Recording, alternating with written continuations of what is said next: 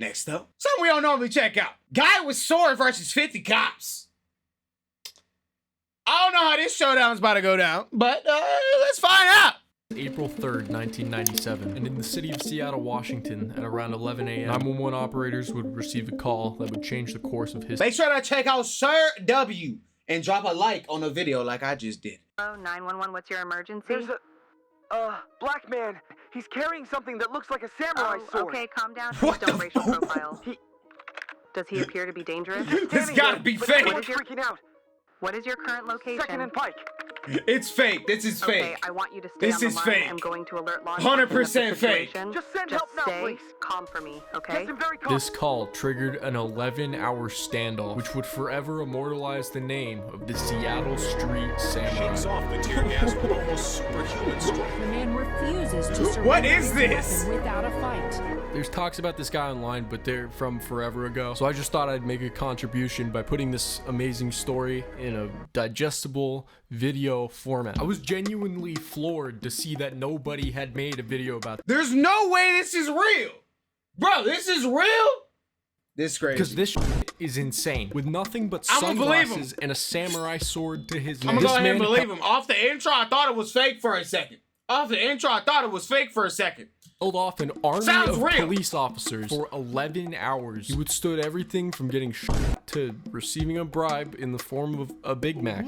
And just stood there. His name is Tony Allison. But on this day, he insisted that everybody, including the police, refer to him as Apollo. And it all started with him doing nothing. Yeah, it didn't actually start with that 911 call. That was fake.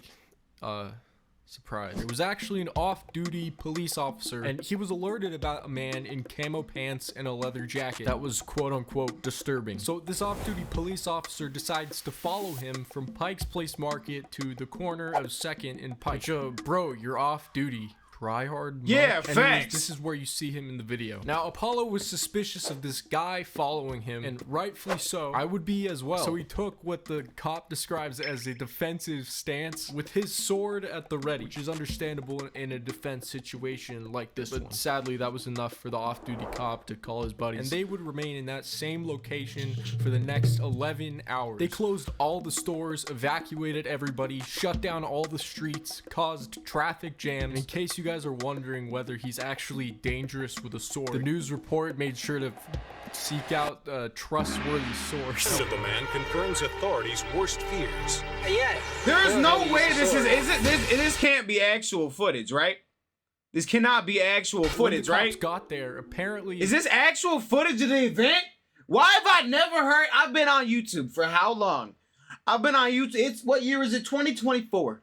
I've been on YouTube for like 12 years. And how is this guy exactly what this guy said at the beginning? How have I never heard about a duel with a samurai spending on 50 cops?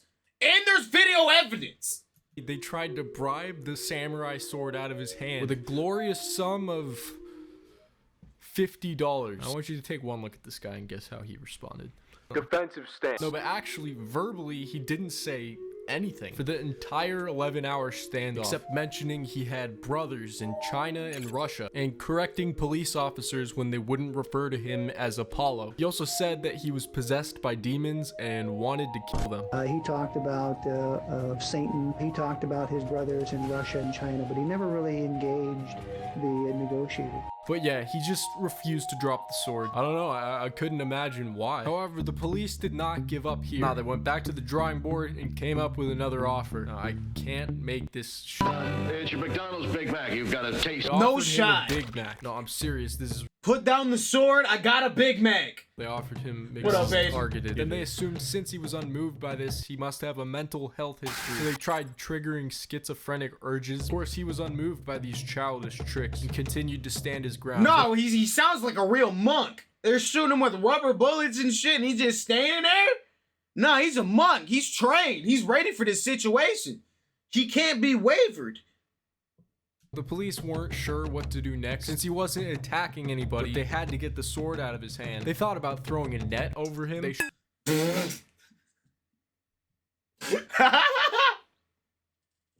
Imagine if they actually acquired this nigga with a net. Imagine. The police caught you with a net. Like a fucking animal, dog. With tranquil It's not a bad idea when a nigga got a sword. Just throw a fucking net at him. Why not? tranquilizer darts, which had no effect. They also shot him with those riot pellets, those little beanbags. Now, I don't know if you guys remember that scene in Jackass where they shot Johnny Knoxville with one of these things. It's considered less lethal.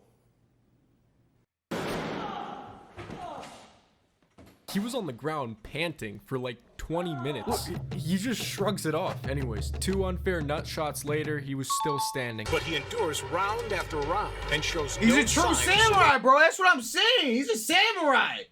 So then they decided the best route to take is to tear gas him. The man shakes off the tear Nope. gas with almost super... Unwavered. Unfazed. It's a man on a mission. What the hell was he trying to do? Why did he do this though? human strength. Spray him with a fire hose. Hoping that he will lose his grip on the sword. When that doesn't work, they turn the water pressure Started up. slicing Full the water. blast. And then pin him down with a ladder. Those guys went down by the book, exactly what they were supposed to do. Oh, yeah, of course. I'm pretty sure this is the definition of By the book. actually. Now, when you look at this from the outside, who is in the wrong here? Guns with special bean bags that strike with the same impact as a heavyweight boxer's punch. Chemical agents, or tear gas, makes the suspect very uncomfortable. Burns his eyes, it burns his skin, and it makes it difficult for him to breathe. The jets of water pack the force of a hurricane wind. Then, in a highly orchestrated maneuver, police pin the suspect down with a ladder, pole, and riot shield. By the book, exactly what they were supposed to do. By the book. Yeah, That sounds so hard. agree. I don't know. You guys don't want to know my opinion. What do you guys think? Would you? I don't Wait, know. what? You guys don't. But except for some bruises suffered by the disturbed man, there were no injuries. What kind of lie? Don't want to know my opinion. No injuries. What do you guys think? Would you consider this excessive force? Let me know in the comments. And you might think this man's had enough. But the tragedy of Tony Apollo Allison's story is not done. As it turns out, only a year prior to the sword incident, Tony Apollo Allison was released from Western State Hospital after finishing a 10-year sentence from a charge in which he pled not guilty due to insanity. A charge of second-degree assault with intent to rape. Before this incident, he was an alcoholic, wandering the streets with a sword on his back, and now he's a man with his name engraved in history. He was later sent back to Western State Hospital. However, his current... This was funny, and then it got weird. It got messed up. Fuck, man. whereabouts are unknown. Until now, in a twist of events, shit! I think I might have just found him, or at least some potential evidence he's still out protecting the city. Back in 2021, a dad was with his son at Bitter Lake Playfield, and while passing by a homeless encampment, spotted this a distinct sword! shiny object wow. sticking out of the debris. Now, I the heard about location of this this. park happens to be about 50 miles away from Western State Hospital, or a mere 8.2 miles away from where this whole thing began. Now, due to Apollo's story being very old and many news sources doing very minuscule amounts of deep diving and just very little information in general, I had to resort to these 2 blog posts excessively. This one's got a really neat website, so go check it out. Got a lot of neat posts about like alien. Those look worse than 4chan. Cover up Go stuff. check it out. Don't forget to... Wow. This was finally did. I mean, I don't know how no one heard about this. Bro watched too much Demon Slayer. I don't know how dude found this, heard about this, but Sir W and motherfucking, I'm actually gonna drop a subscription off this one. This is a good video. Good video. Check them out. Link in the motherfucking description. This is a banger. This is a banger.